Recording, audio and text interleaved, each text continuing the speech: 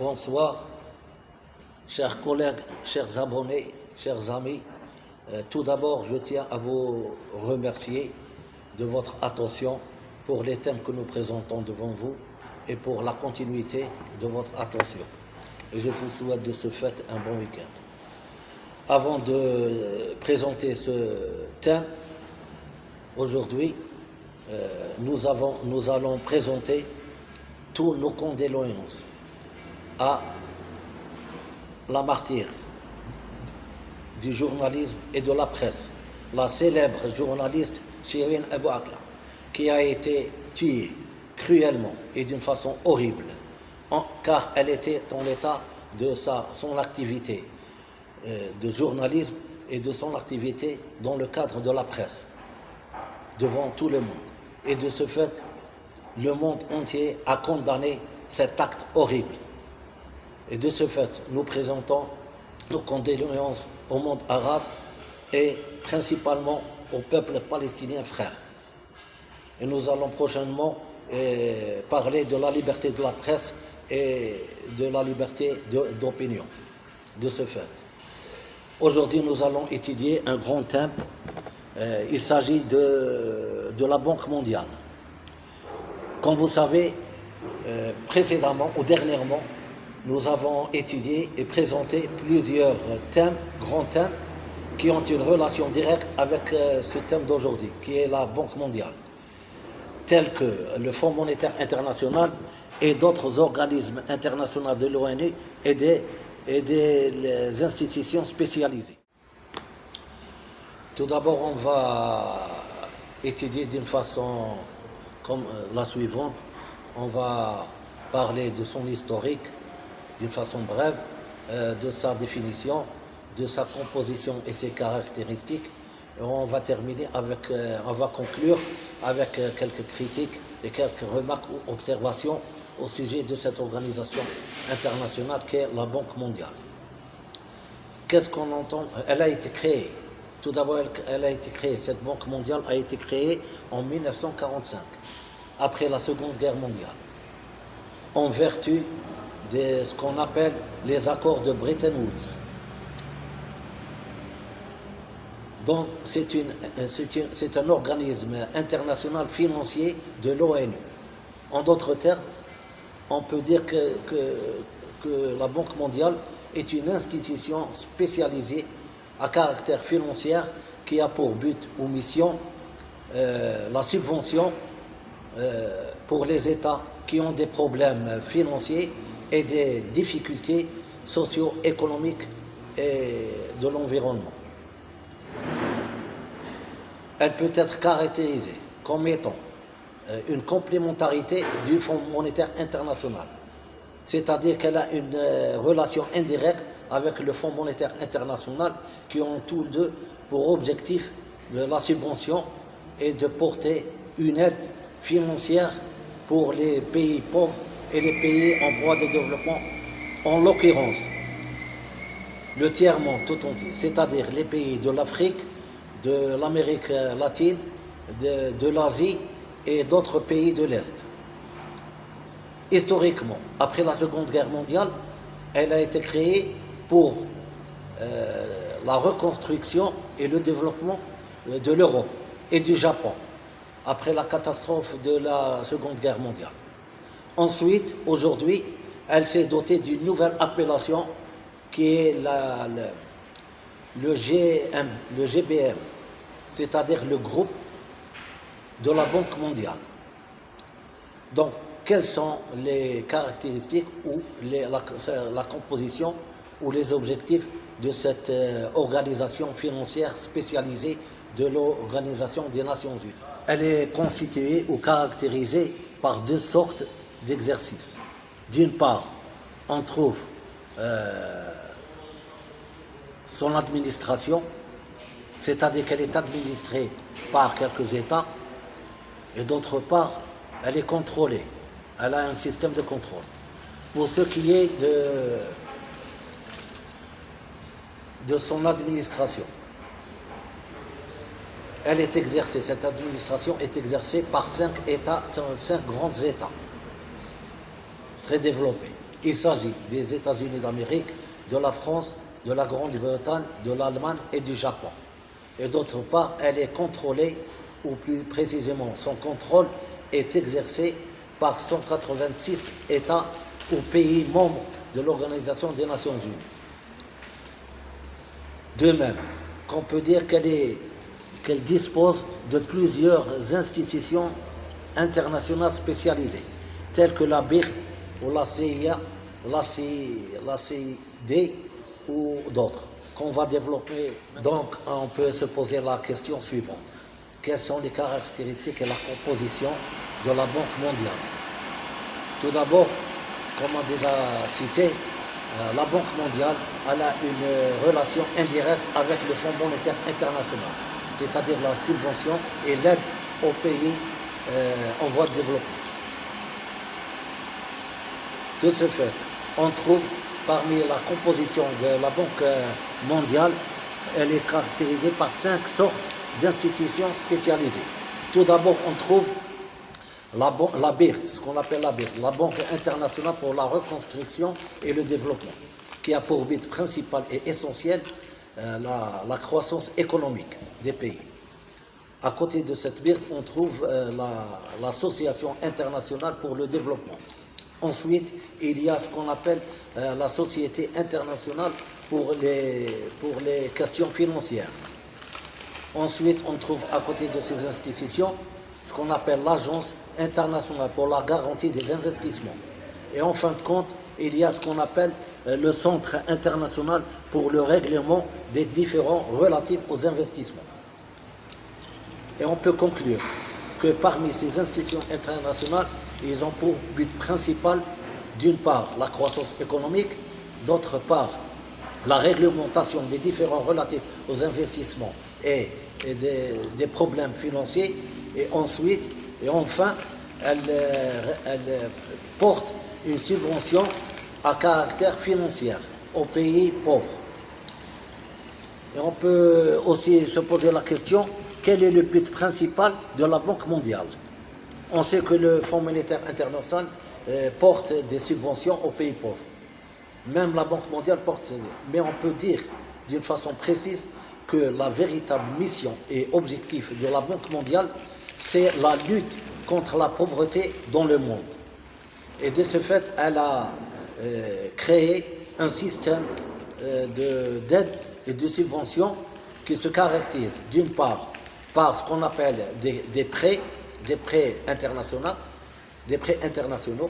Ensuite, on trouve les dons, et à côté des dons et des prêts, il y a des crédits, mais ils sont à caractère international, qui peuvent porter devant les pays après leur demande d'une façon qui est organisée par des critères à caractère international qui sont élaborés et régis par les règles de l'Organisation des Nations Unies. Malgré malgré tous les avantages et les caractères objectifs de cette banque internationale en tant qu'institution financière internationale spécialisée, il y a des remarques, des observations et des critiques qui sont essentiellement portées par des organisations non gouvernementales, des ONG, et ensuite par des mouvements anti-mondialistes.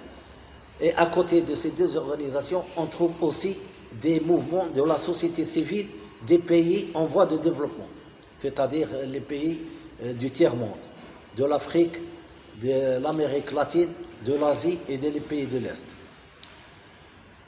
En fin de compte, on peut dire que la Banque mondiale est au même niveau que tous les institutions internationales spécialisées à caractère financier de l'Organisation des Nations Unies, mais elle a un caractère précis et particulier, c'est-à-dire la lutte contre la pauvreté, et a un système égalitaire devant les États. Il y a une autre remarque, c'est-à-dire qu'on a parlé de l'administration et du contrôle. Et de ce fait, les États qu'on a déjà cités, tels que les États-Unis, la France, la Grande-Bretagne, le Japon et l'Allemagne, qui constituent les principaux membres de l'administration de la Banque mondiale, ces États disposent de plus de 40% des voix quand il s'agit des votes du Conseil et de l'Assemblée, en vue d'octroyer des prêts, des dons et des crédits aux pays pauvres, et en l'occurrence les pays du tiers-monde. Et les autres États disposent à peu près de 50 États, c'est-à-dire les 186 pays membres de l'ONU qui exercent le contrôle sur cette commission et sur cette banque internationale, ou plus précisément sur cette institution internationale financière spécialisée de l'ONU, ou en tant que banque mondiale. Donc, comme on a cité dernièrement, sur le plan de la composition de la Banque mondiale, on a parlé il s'agit des investissements financiers, en l'occurrence, à caractère financier. Mais de quoi s'agit-il ou qu'on entend par investissement? Et dans quel domaine on peut investir? C'est-à-dire, dans quel domaine peut la Banque mondiale investir pour l'octroi des subventions et d'aides financières aux pays pauvres et aux pays en voie de développement? Il peut s'agir, ou plus précisément, on peut dire que les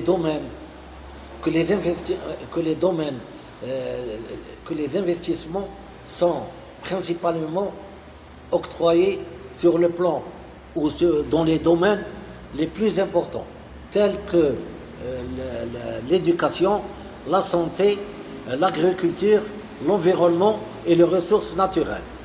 D'autre part, en ce qui concerne le vote du Conseil ou de l'administration de la Banque mondiale, cette administration ou ces pays qui exercent 40% du vote, ils s'appuient sur la création, ou plus précisément le vote concernant le président de la Banque mondiale et les membres du Conseil qui administrent à côté du président de la Banque mondiale de plusieurs activités. Ça dépend des activités qui sont spécialisées pour chaque membre qui a été voté par le Conseil ou l'administration de la Banque mondiale. D'autre part, ce vote concerne aussi l'élaboration de la politique de développement et d'ajustement. Et de ce fait, on peut dire que parmi ces institutions internationales spécialisées, qui est la BIRD, l'association, la société, le centre ou l'agence multilatérale des investissements et des investissements financiers, se caractérise et se trouve dans le domaine de l'agriculture, de la santé et de l'environnement et des ressources naturelles. Car elle consiste à la compétitivité économique et à la croissance économique de tous les pays pauvres. Et de ce fait, la Banque mondiale peut réaliser des résultats très positifs en ce qui concerne l'aide et la subvention, et plus précisément en ce qui concerne la croissance économique, pour développer ces pays qui sont en voie de développement. Donc on peut conclure que la Banque internationale est une organisation financière internationale de l'Organisation des Nations Unies, et elle peut être considérée telle qu'une institution financière internationale de l'ONU. Elle a passé une phase après la Seconde Guerre mondiale de la nomination de la Banque mondiale, et aujourd'hui, et plus précisément en 2007, elle s'est dotée d'une nouvelle appellation, le GBM, le groupe de la Banque mondiale pour la lutte contre la pauvreté dans le monde. On peut dire ainsi, par exemple, à titre d'exemple, qu'en 2007, elle a octroyé plus de 35 milliards de dollars pour les pays en voie de développement.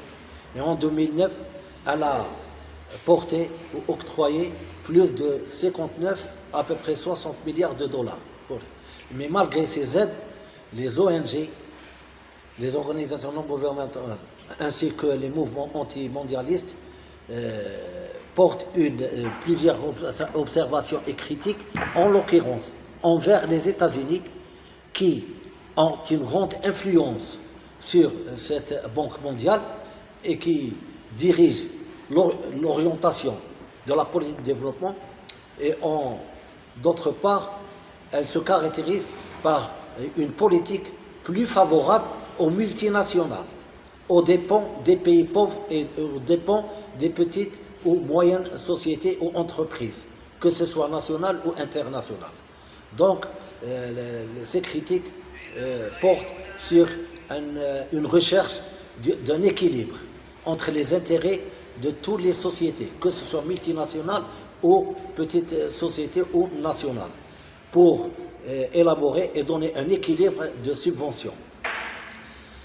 Je pense que, et je souhaite que j'espère que je serai à la hauteur aujourd'hui de vous présenter un grand thème avec une très grande clarté et plus détaillée de cette organisation internationale. Et prochainement, j'espère que je peux présenter un autre sujet, en l'occurrence la question du jour, et qui est quotidienne, la liberté de la presse et d'opinion, et pour le soutien et la protection des journalistes et de la presse dans le monde. Dernièrement, je vous remercie très infiniment et je vous